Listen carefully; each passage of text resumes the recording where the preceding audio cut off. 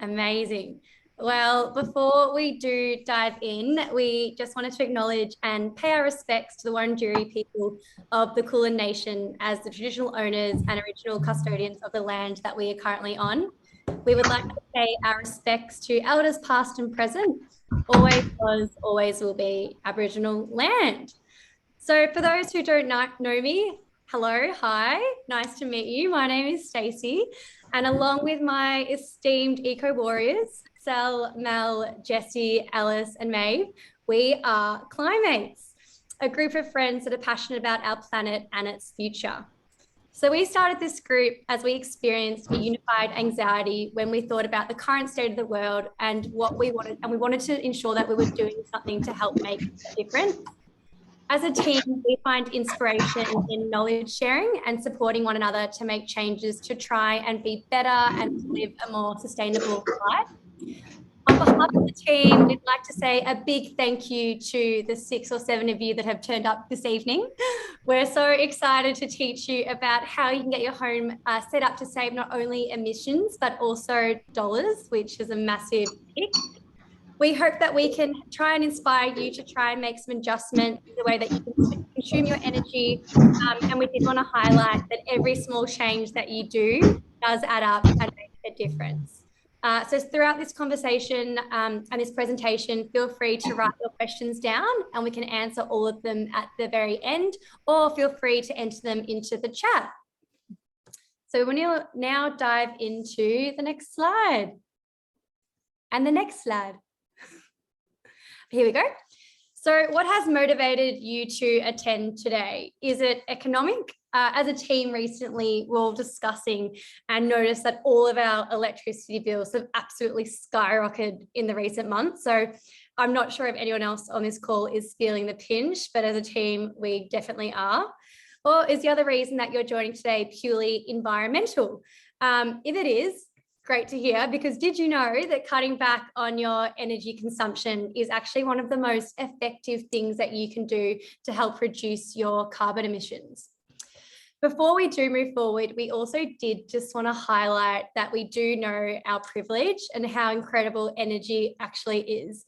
We're so lucky to have easy access to it, literally at a flick of a switch. Energy has been critical to improving our standard of living. However, our light can also have a dark side, which we will highlight today. So we encourage people to use it mindfully, and not only will the planet thank you, but you'll have more cash in your pocket, which we love. So no matter what your motivation is today for attending this evening, we've got heaps of advice on how to be more energy efficient in your home. So without further ado, I will hand over to Jessie to tell you more.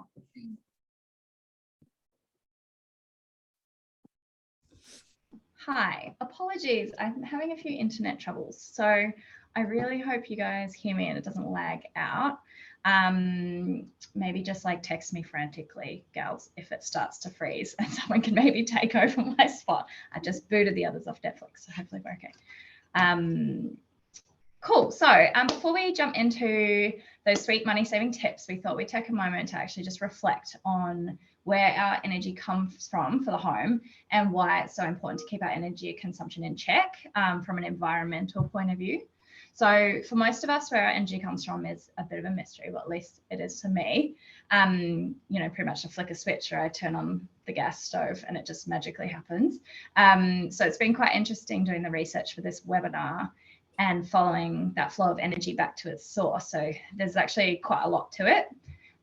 So the energy that powers our homes generally comes from a mix of both renewable, on the left there on our pretty little picture, and non-renewable sources. So some of those sources, as you guys probably already know, this might be a bit Captain Obvious, but yeah, some of those sources emit a much greater amount of greenhouse gases like carbon and nitrogen into our atmosphere than other different types. So obviously the fossil fuels and the coal, on the right, the nuclear, do have a bit more of a detrimental effect on our environment. And most countries have like a different split between the left side and the right side there. And this really differs between what country you live in and what state you live in as well. So as an example, in 2021, New Zealand's energy came from 82% of renewable sources, and Australia's came Oh. I've just lost Jessie as well.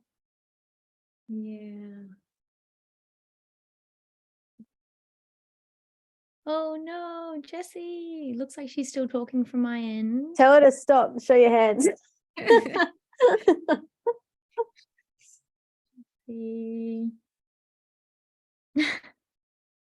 Oh no, she's really into it. Everyone bear with us.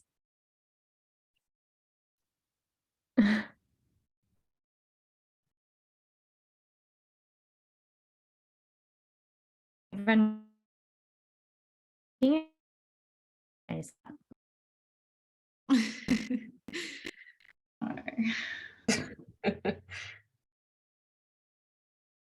Sorry, everyone. Just bear with us momentarily.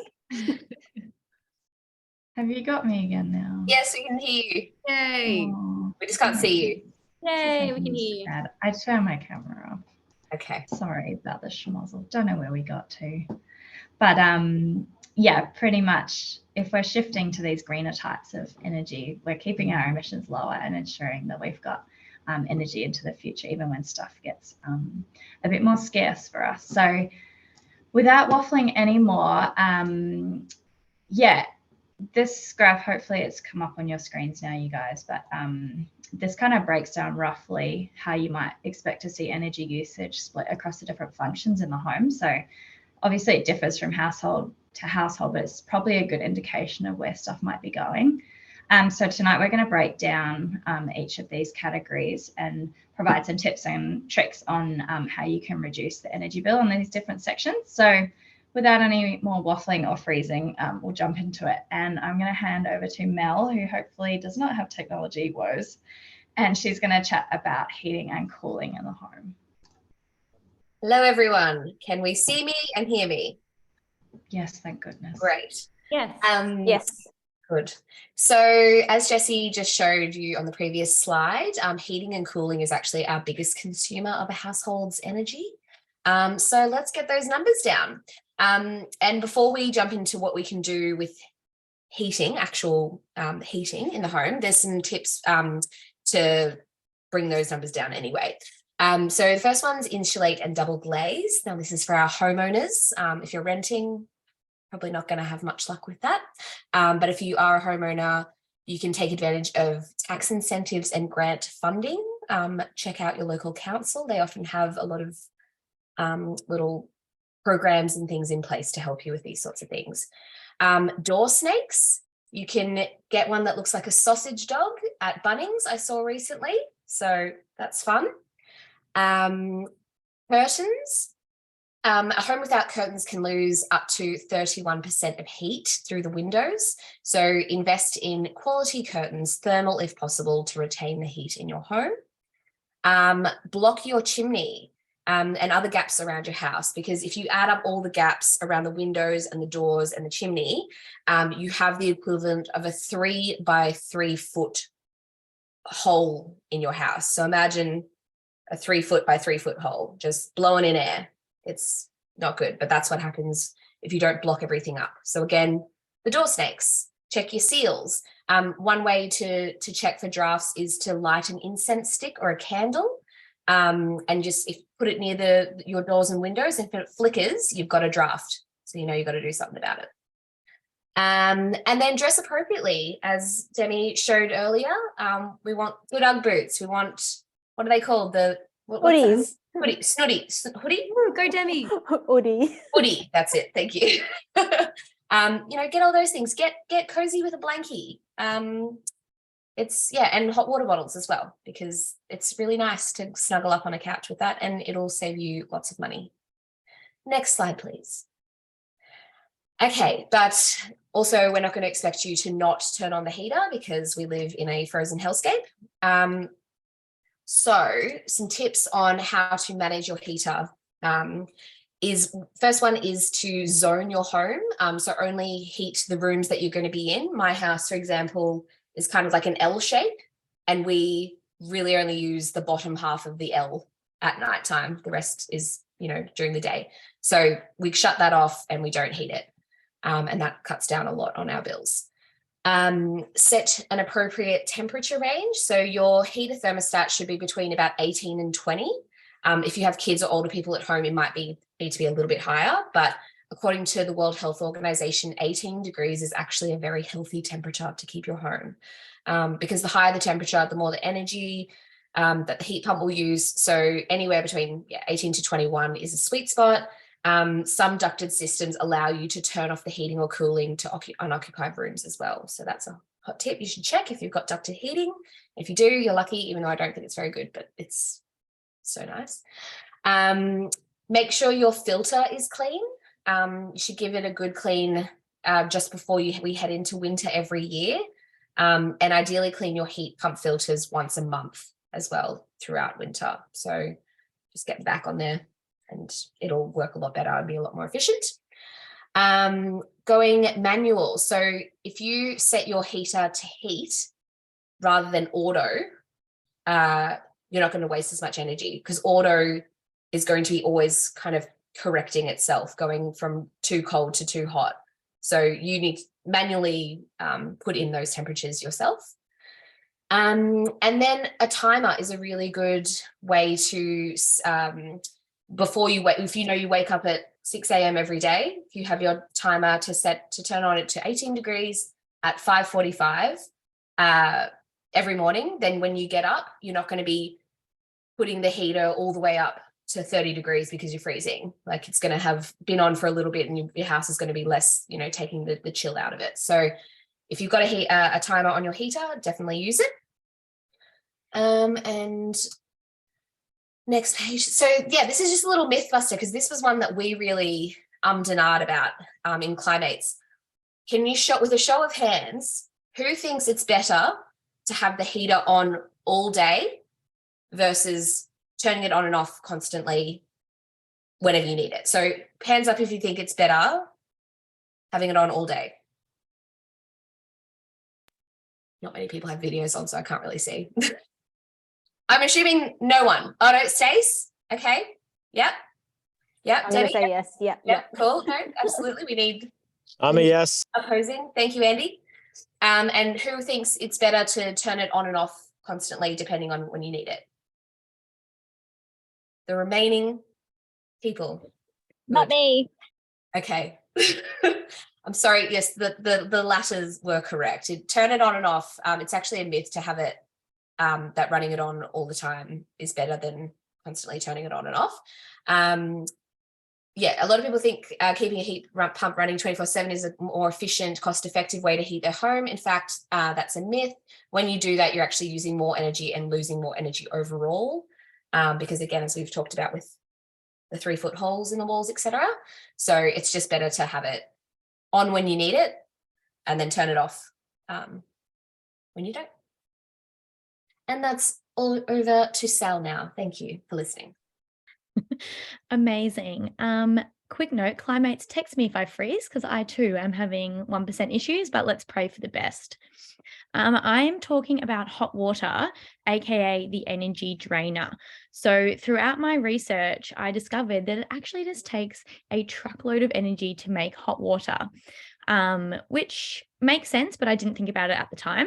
So by simply using less hot water, you're already, it's such a quick, easy win to save money and save emissions. Around 30% of the energy in the average household is from hot water. So that feels like a chunky enough chunk to do something about it. Some tips you can do is simply swap your appliances, mainly your washing machine and your dishwasher, to a cold wash cycle. This blew my mind. 90% of the energy used by washing machines is for creating the hot water. So if you just do a cold cycle, you would only use 10% of energy, and you'll definitely see that in your bills. And also, cold water is actually better for clothes. It's less harsh, so it will keep your colors brighter. I sound like an ad.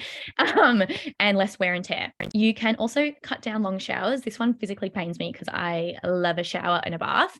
But simply by going from 10 minutes to 6, you can reduce your cost by 40%. You can also install a low flow shower head, sad but helpful. This reduces the amount of water coming out, and even going from 8 minutes to 4 minutes. And if you really are mindful with that 4 minutes, it is still glorious. It reduces your carbon dioxide emissions, and you can save 350 kilograms of carbon dioxide, which is insane. The eco mode on your appliances, I've kind of always looked at that and gone, what are you? Are you a scam? Not a scam. Please use it. Simply it means that the machine or appliance will use less water and a lower temperature. So again, it's all just about using less and not as hot water, because that is what goes into so much energy. If you're finding that your dishwasher isn't performing as well on the eco mode, just do a little quick cold water pre-rinse, and that will mean your machine doesn't have to work as hard.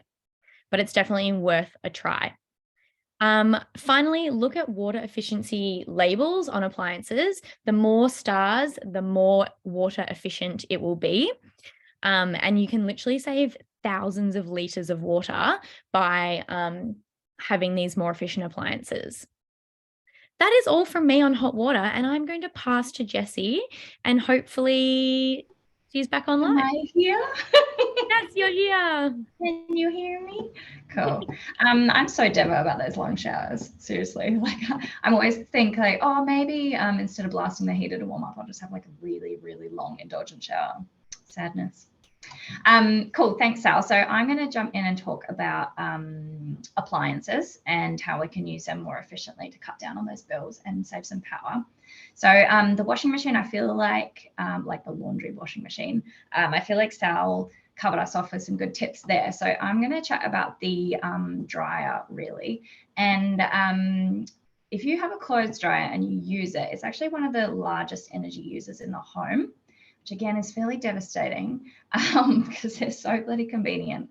But yeah, the less you have it on and the less you rely on it, the better. So air drying when you can is the way to go.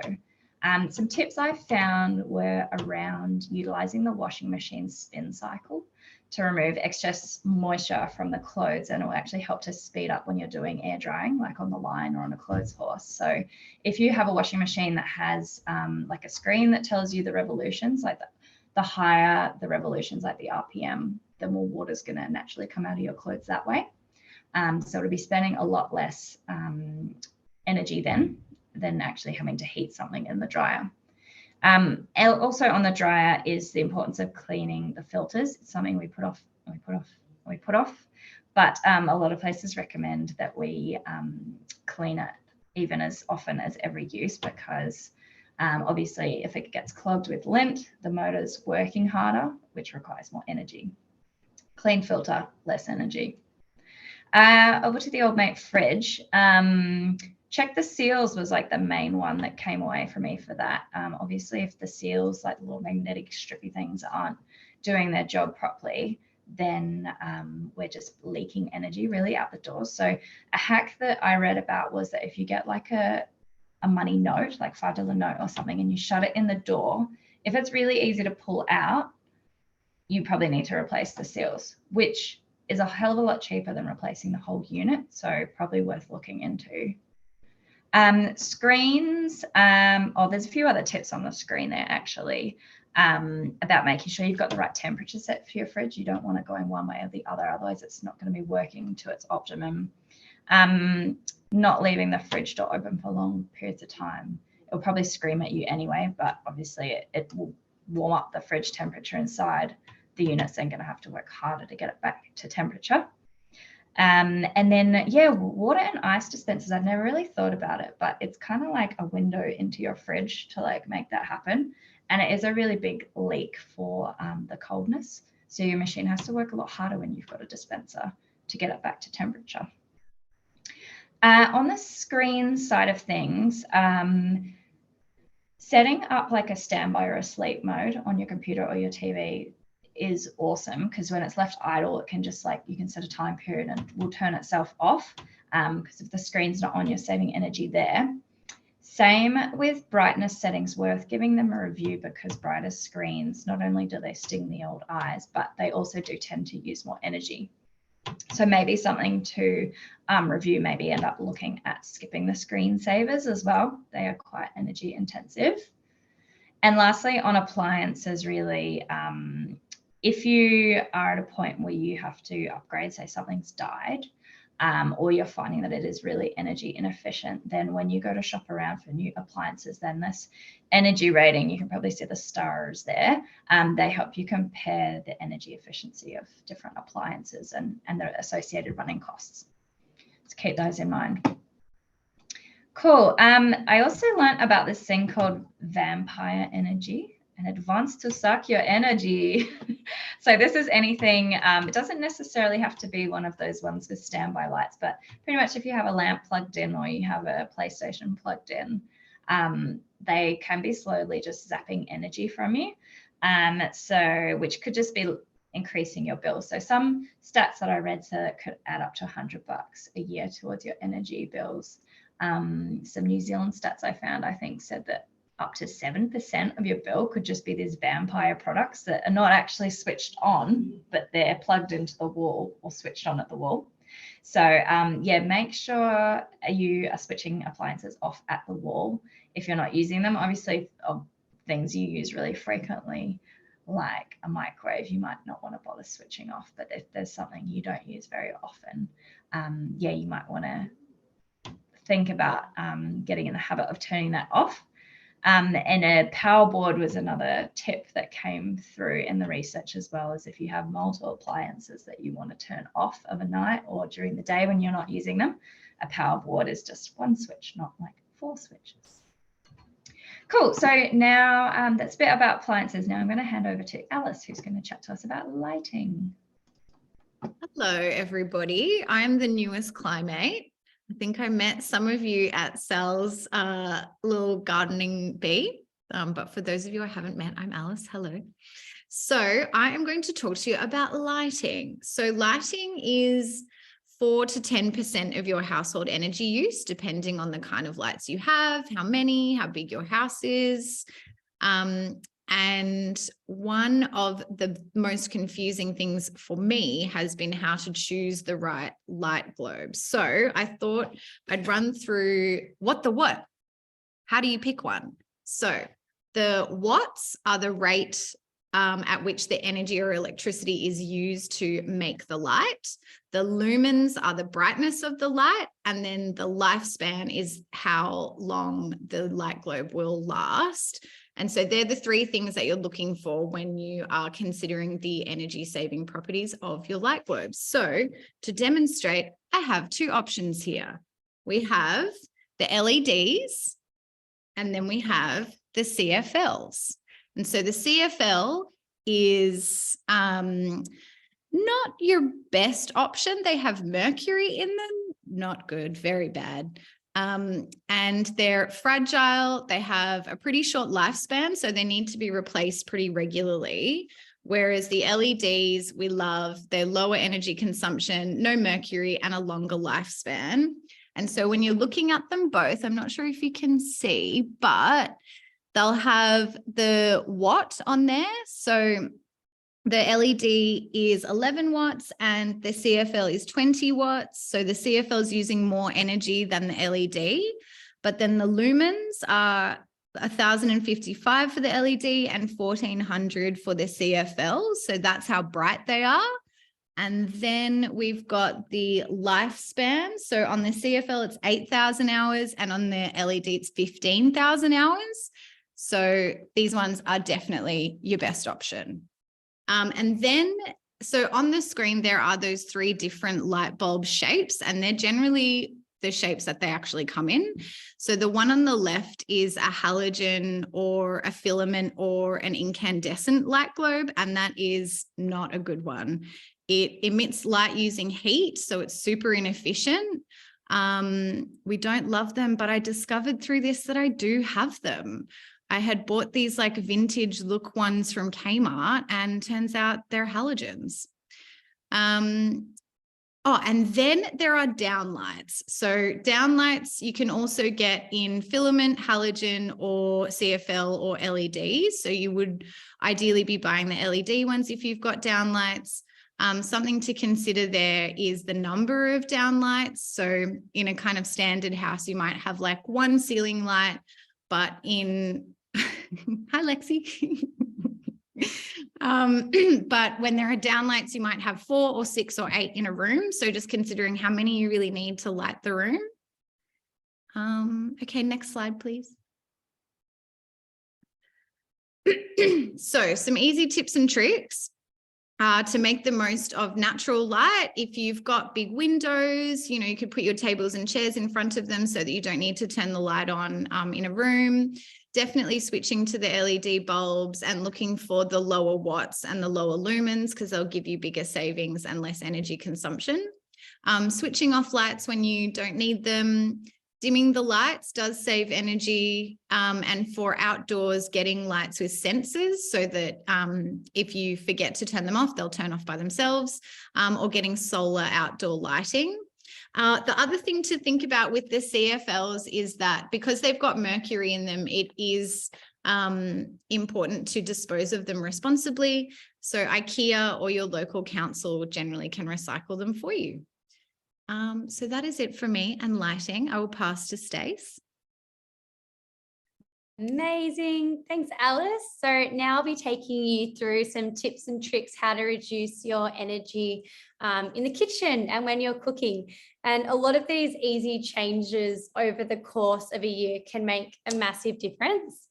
So number one, use the microwave over your oven, which is something that blew my mind. But the microwave actually uses 75% less energy than a conventional oven. So that's one little change that I've made in the last couple of months. So excited to receive my next energy bill. The typical power of a slow cooker is only 230 watts when you compare that to a cooktop, which is well over 2000, and an oven is just under 2000. So if you have a slow cooker, get cooking, a massive, massive reduction in your watts usage. Another helpful tip is to use lids when you are cooking on your stovetop, just to retain the heat. It'll cook your food a lot quicker and use a lot less energy. Cook fewer times across the week as well by meal prepping. Meal prepping can also ensure that you're keeping your food fresher. And I know that's something that we've spoken about previously and have done some Instagram stories on, but if you are going to the market, make sure you try and prep all your food at one time and store it in containers. It will just ensure that you're reducing your food waste, but also reducing your energy when you're cooking as well. Don't spend time or as much time preheating your food. Just preheat it on the recommended time amount. I know back in the day, I used to preheat my oven for 20 minutes prior, when really you probably only need about 5 to 10 minutes. And only put as much water in the kettle as needed. Massive shout out to Dem, our queen tea drinker on the call. This is something that, again, I've changed. I used to fill the whole kettle up and boil it every single time. Now I just put a little bit in every single time as well. And this can make a big difference. Now I will be handing over to Sally to shine a light on solar power. Any and all of the above. Thank you, Mac. And again, the kettle, hot water, guys. Hot water is the devil. That's what I've learned through this. I'm talking about solar power. First disclaimer with this is that we know solar power is a really big financial upfront cost, and we understand the current financial climate is not super conducive to that. So this is not to pressure anyone into thinking you should have solar power. This is just to give you information. So if and when that opportunity ever comes up in your life, that you will be equipped to do it, because it is amazing, and fingers crossed that more government funding happens so that we do have better access to it. So I'm going to go through pros and cons. Pros of solar power. There are no greenhouse emissions. So obviously the energy is taken from our glorious sun rather than burning fossil fuels. You can actually reduce your greenhouse gases by over 250 tons over a lifetime if you have solar power. So it is bloody amazing. It is 100% renewable. As long as we have the sun, we have power, compared to gas and coal, which is a finite resource and it will eventually run out. It's quiet and clean, so there is no noise or air pollution. It saves money and it can actually make you money. So obviously the saving money part is the fact that you're using your own energy and you're not having to buy it from the grid, being gas and electricity. If you can actually store solar power as well in your own system. And if you are approved, you can connect to the grid and sell it back to energy providers. So that's obviously quite hectic. And the rate is quite low at the moment, just with the whole financial climate. But if you do invest in solar panels, it is something to consider, because why not get a few dollars back and, do a good service, provide the world with some more solar power. It can also add value to your property if you're selling your house. They are quite durable, and most of them actually have a 25-year warranty. So that's pretty good. As I mentioned, there is some government funding available. Just on that, there are a few caveats. So you can get funding grants for up to like $1,000 to $4,000, but you have to be the owner of the house. They do take into account the combined income of the household owners, also the value of the house, and you are not allowed to already have a solar power system. So there's a few hoops you have to jump through. But again, by the time most of us are hopefully getting solar panels, this may have all changed. So just good to know for now. The cons, obviously it relies on sunshine. So if you live in somewhere that's like dark all the time, RIP the option of having solar panels, but it's completely fine for everywhere in Australia, and I'm assuming New Zealand as well, which is everyone on this call. It unfortunately can be quite hard to find a trusted installer. I think just with the government schemes a few years ago, a lot of dodgy people jumped on the bandwagon. So just make sure you do your research and it is someone who is trustworthy. And as I mentioned, it can be a really expensive upfront cost. So it can be around $5,000 to $8,000. And if you do invest in a battery, that can be an extra 10. Maybe we'll win the lottery, you don't know. I'll just touch on the battery. So if you do get a battery, that means you can store your solar power. So normally solar you use throughout the day when the sunshine is happening. If you have a battery, you store it and then you can use it overnight as well. So if you did that, that would mean you could use solar power 24/7 and essentially pay zero on your energy bill, which is amazing. Final con is you need a suitable roof. So if you have like a straw roof, or something, that's not going to work. It also needs to be facing the sun. But there's things online where you can actually pop in like all this information and pictures of your house, and it will tell you if it's suitable and where they'd go and things like that. Also, my amazing colleague at work, Vinny, who I don't know if you're here, but if you are, welcome, mentioned that someone he knows, maybe a brother-in-law, is working on some really amazing new technology. So there are things coming. This is actually not even panels. It's like a sticky panel that goes on roof tiles. So it's it looks better and hello. So there is technology in this space happening, which is really exciting. And just to note that majority of solar power systems will break even, and by that I mean you'll see savings on your energy bills within 4 to 7 years. So pretty cool to think that for maybe 15K within 4 to 7 years you'll be paying almost nothing on your energy bills. So it's definitely the way to go, if only we had the upfront money right now. Jessie, next slide please. Okay, well done everyone. This is our last slide. We tried to make this webinar a little bit shorter and I think we are smashing it. So thank you all for staying here and we're almost done. I just wanted to finish by talking about energy providers. To me, this is one of the really big ones because it really does make a difference where you put your money. The more that consumers invest ourselves as individuals into renewable energy, the more the big companies are going to be into it. They want profit. So we just need to speak with our money in a way. Just some things to be aware of. Be aware of greenwashing. There are a lot of dodgy people out there who say they're green and amazing when they're not. My only advice here is do your research. And if you have an off gut feel, follow it. If something's dodgy, it is. This is a really great tip that Jessie told us all, and it seems really simple, but it's super effective. Get to know your energy bill. I in the past have shafted this off to Craig. It's a Craig problem and haven't even seen them. But if you just take 5 minutes to read it, it can really highlight certain appliances that are maybe using way more energy than they should. And, you know, like Jessie said, maybe your fridge has dodgy seals, and you just replace that and then you'll see savings the next time. It can also show errors from the energy provider. And also if there's like leaks. A few of us in Climates have had water leaks or gas leaks that we didn't know about until we saw our bills, and that can really make a big dent on your bills. So get to know your energy bill. Consider doing an energy audit by investing in a monitor. These are like $30 from Bunnings, and it tells you how much energy each appliance in your house is using. Uh-oh. That's cool. I'm going to keep going. So you can install that, and then you can again see what is sucking energy and what's not. It will also tell you what's happening if it's on or off. So back to that vampire energy that Jessie was talking about. I'm gonna rely on my notes here because the old screen's gone.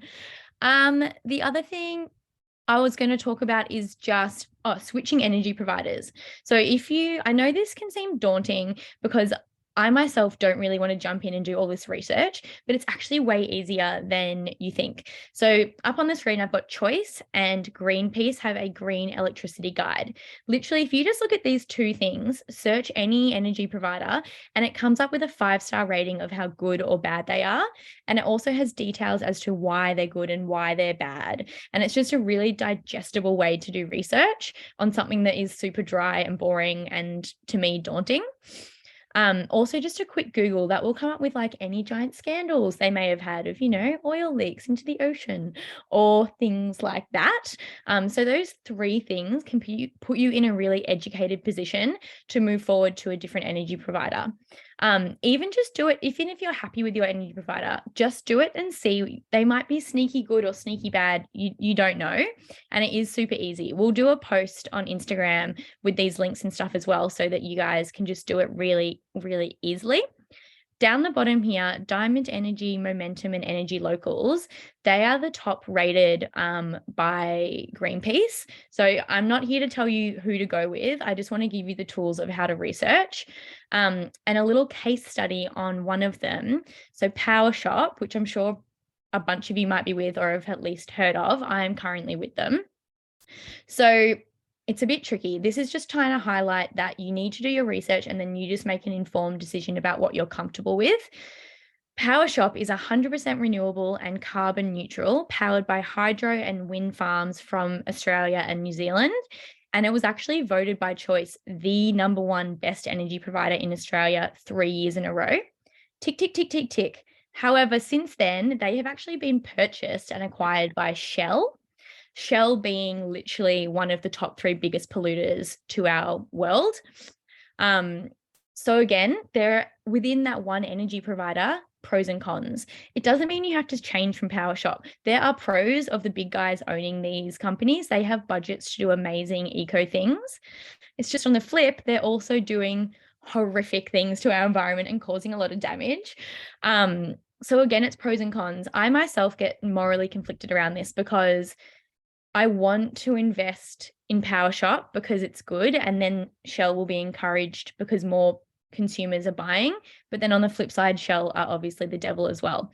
So you just have to do your research and make an informed decision. And you're also not locked in. You can swap and change with whatever new information comes out and the research that you're doing. Anyway, that was my giant TED talk on energy providers. And that was our entire webinar on energy. So we want to say a huge thank you to all you legends for coming. We always love feedback, so please let us know, slide into our DMs or talk to us, text us, anything. Praise we love, but we also love feedback. So please send anything through, what you loved, anything that blew your mind, or things that you didn't know, things that you know that we don't know, we also love to hear about. If anyone has any questions, please feel free to turn your camera on, unmute, and let's have a chat, or go and have dinner and live your best lives. Whatever you want to do is perfection. That's all. Yay! Hooray. Ah, Great work, guys. There are some Oh, questions in the chat. let's have a look. We want to Anyone- answer those. Yeah. I can answer. There's one from Elle. Thank you, Elle, saying, how do you clean your heat pump filter? Is it easy to do, and where do you find it? So first of all, you just need to turn it off. And then there should be like a panel that you can remove from the front. This is if you have a split system. Don't know if that's the case. That was going to be my first question. Sorry, my voice is half gone. My first question is, what is a heat pump, and do I have one? And what does it Do you look have a like? split system? Yeah, I mean, we barely use it. We have a fire, but yes, we do have a split system. Yeah. So if you're using one of those, it's it's mine's over there, so I can't really like demonstrate, but there should be like this little panel you can just pop off. Okay. You take that off. You can either use a brush or a vacuum to just kind of, you'll see there's always dust build-up in it. Some people can also like to soak it in water and then dry it in like a shaded area. And then you just put it back on, and it works so much Amazing. better. I don't think we've ever done that. I would Yeah. definitely do that. At my old house, we had ducted heating, and we'd be like, God, it's loud. Like, you turn it on and it'd just be this roar. And then I had a friend come over and was like, can you clean that thing, please? And I did, and it stopped making the roar. So Very good. highly Thank you. recommend doing it. Yeah. Oh, and also I had a guy, what do you call him? Like a plumber, mechanic thing, come over. And he said that my outdoor unit, like the thing that makes the split system work outside, it's buried in soil, like, I don't know, 10 centimeters. And he was like, you need to dig that out right now, because that is rusting it and it's going to cause leaks all through your garden. So hot tip as well, look on the outside unit, and if it's buried in soil, dig out a path around it to kind of prolong the lifespan of it. And that's on me. Thank you. Amazing. That's so insightful, Mel. You're pretty much an engineer now. I know. I There's so many saw- trainees at my house. I saw a question, I can't remember who it was from, about the manufacture and recycling of solar panels. That is such a good point, which I wish I Amazing. included. I'm not super educated on it, but I know actually after speaking to Vinny as well, a lot does go into making them. So there would be an energy output for that. And it is really hard to recycle them. So pretty much it's like, once you have them, try keep them forever, and like just don't throw them in the trash. If you throw it out, you need to talk back to the supplier and they can help you navigate that. But I think the main point, which is what I think it was Elle said, is that all of that would be outweighed by the benefit you get from using solar panels for like your lifetime in that house. So essentially yes. Yeah, no, that's good. I just don't want it to be like another, I don't know, power shop situation where I think I'm doing the right thing, but actually No. I've made it worse. But Elle, also on PowerShop, you were doing the right thing. They've only recently been acquired. So who was to see that coming? Oh. And don't stress. I'm still with them and I still actually don't know what I'm going to do. So everyone was and is doing the right thing. And it is still like all the energy you're using from that is from renewable energies. It's just like the layer of the parent company. Yeah. I kind of Another want to thing add to on- that solar panel sorry. discussion. Oh, sorry, Emily. I'll come back to you in a sec. With the solar panels anyway, like if you're with a renewable energy provider, that provider is still having to invest in infrastructure as well to kind of fuel your energy needs. So I can't talk to the economies of scale that come with going with a more commercial renewable energy provider, but whether their energy is coming from, turbine, like from wind or from solar or from hydro, they're still having to use resources to build the dams. They're still having to use resources to build the turbines, to do the underground cabling, to do all the rest. So I would probably still argue that resourcing, it yourself locally is probably a better use of the economy and also resource as well. But haven't crunched the numbers. Emily Russell, were you going to add something there? Emily Nelson. Yes, I was going to add that I know there was mentioned before that if you fortunately have a battery with a solar panel, we do not, because that's normally like the very expensive part Like there's the like installing, and then the battery is really expensive.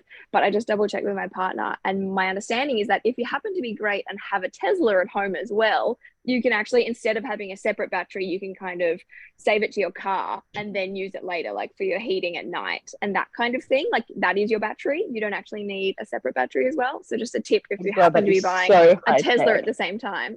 Oh my God, I love that. I would love to be able to get solar panels and a Tesla all at once. Yeah. I love it. Yeah. When are we going to win the lottery? I also think that to add to the conversation about making it back over the lifetime, is it probably depends, how long you're planning on living in that home as well. I know it will eventually add to the value of your home, but I was talking to my father about his, and like my mum and dad live in what is now like a fairly dated home, and I imagine when they sell it's going to get knocked down, possibly complete with the solar panels too. So it's maybe something to think about if you're thinking about investing into your house, is like, how many years is your house still going to be around for? Does that go into the cost benefit? That's all I've got to say about that. Very good point, Jessie Russell. I did think you were going to say, how long are you living? Yeah, I had the same thing. Yeah, I was like, Charlie, why are you laughing at me? What is going on? All I heard was, depending on how long you're planning on living in that house that you're going to be using. Me and Sal had a silent laugh together. Yeah, it was nice. And there's one from Laura about the different ways to heat the home: fireplace, split system, small electrical plug-in, and ducted. That is a lot of options, lady. Yeah. But so from what I've been able to look at, and again, I think it like depends on so many factors, it's like the split systems pretty good because of how common they are and how they make them, is like they can make them pretty efficient. Then it's saying electric heater is the second. A wood fire, you might notice that is my preferred heating medium, just because it's nice too. But also, like, again, we didn't really deep dive too much on fireplaces. One, because maybe they're a bit, I don't know, are they niche? Does anyone else have a fireplace? But it's like, chopping wood, good, bad, probably not. But yeah, I think probably better than ducted heating. And then it's saying gas heaters are number 4 on the list. So the little ones aren't great, again, because gas isn't great, Is that like those oil heaters? Yeah. Really? Yeah. What about, can you see that there? Yeah. Oh, that's that electric one. They're good. Yeah. So compare that to a split system. This choice is saying that it's number 2. So split system number 1, electric heater number 2, fireplace, certain types of fireplaces, not all, number 3, and then gas heater. Great. Yeah. Cool. Thank you. Welcome. But probably also depends on the usage. Like, yeah, so many factors. Crazy hard. Like when I'm at home on my own, working from home, I just like put on a tiny thing. Whereas if you were wanting to, say you've got the whole family home and you're wanting to heat all the rooms, then the ducted system might be more efficient in the end because it's sharing it rather than many things in every room. So yeah, that's really true. But I think that stuff Mel said from source is pretty great. I have another question. Please. Questions about cooking. So we currently have a gas cooktop. The only thing in our house that actually uses gas, and I want to get rid of it, but I need more ammo to get rid of it because it's obviously going to be expensive. So is it better to, like, is it more energy efficient to have an electric cooktop, or is that worse than having a gas? Or was that not part of the research? Jessie, help us. I definitely researched this myself. Sorry, Elle, you're tossing up between ditching the gas stovetop and replacing with electric? Yeah. I mean, we can't afford it, but like ideally, if we could. Yeah, perfect world, electric from renewable sources. Because actually gas, I didn't think gas was one of the nasties, but yeah, because it is one of those finite resources and kind of a non-renewable source. Yeah. When it is burnt, it does create nasties, I think, or when it's mined, tapped? Yeah, it creates some nasties. So I think electric from renewable sources would be the way to go if you can. And So I mean- win the lottery, install Yeah. solar panels, get a Tesla, and then change my cooktop. Yes, I was just about to say that. Easy done. You're welcome. Done. Climate's going to solve your problems by throwing money at it. No, it's good to know. Like it's good to know what is actually worth doing and what's just kind of, I don't know, greenwashing, or it's good to know where we should be spending our money. It's a bloody minefield, honestly. But I mean, Elle, you could take a bunch of the tips that Stacey shared and a bunch of tips from all different areas, and maybe you could reduce enough emissions and stuff from other areas that you're okay with using the gas cooktop. Yeah, I also heard that apparently it's quite bad for, like, it causes asthma in kids. I'm like, is that real? Or Yeah, I not? heard that too, but I don't know. definitely have one, and Max is fine. Yeah, okay, great. Fine. It's scientifically backed research. Plus, gas cooking is just the best, isn't it? Yeah. The Um, oven one blew my mind about how inefficient the oven is compared to other. Me too. And the slow cooker. I don't have one, but I'm going to get one. Me Oh Yeah, my I God, the slow cooker is absolutely life-changing. I love that that also uses less energy because it's just the easiest thing in the world to use. Yeah, I'm surprised with that too. I think because it's on all day, like the whole argument with, do you keep your heater on all day, and it's actually less Yeah. efficient, but that it's actually, not as bad as other things, even though it's on for maybe 8 hours for the day if you're slow cooking something. It's good to know. I'm in a conundrum as well at the moment of, do I get an air fryer? Because it's, I know. I think we talked about this the other day, Climates, but because it's more energy efficient, we could do it. And it's the best. It makes everything taste yummier. Yeah, I know. But then it's like, oh, do I need to go and add another appliance to my kitchen and also fuel that kind of like But if we're consumerism talking thing about- by gadgeting up? Well, if we're So, talking about cutting down the oven, if the oven's the devil here, like, and it's so much Yeah. easier to cook things and quicker, like tofu. Like I bake a lot of tofu. Takes like 7 minutes as opposed to 25. yeah, this is true. In summary, the oven and Yes. hot water are the devil. Oh, Sal, I thought of another question. Sorry, I have so many questions. Please. We love it, Elle. About your eco, that you said the eco mode on the appliances is better. So I've always been really sus on them because our dishwasher has an eco mode, but it takes like 3 hours as opposed to, I don't know, an hour or something. Like, how can that be more? I think Efficient. it's because it'll be a lower temperature and less water. So maybe because it's a lower temperature, they've got to like give it a bit more oomph to go round. Or they keep the water in for longer and just keep Yeah. rinsing it and then do a final rinse or something. Yeah. Okay, I've always just avoided using it because I'm like, that is ridiculous. 3 hours, like that Yeah. seems like And it's maybe not doing also enough. just do a quick Google of the appliance you have though, because if it's super old, No, it's really new. oh, you're on then. Okay, all right, I'm gonna do it tonight. Great. Very good. Immediate impact, everyone. This is what we're about. And for the questions Thanks that so much, Climates can't answer, I've actually been using AI a lot for like answering this stuff too. Because you can just like type in your washing machine and be like, what does the Mitsubishi Spin Master 5000, blah, blah, blah. And it will answer these questions for you as well. For these very like good. item, like appliance specific things. Like we used AI to fix our washing machine recently. We were like, what does this error code mean for blah, blah, blah, blah, blah. And instead of having to like read through a whole manual, it just spat out the answer. We were like, Oh my God. So yeah. Look at the Russells being all high tech. You know. Yeah. Love that, but also terrified by that. Yeah, I know. All right. I'm just curious, last one.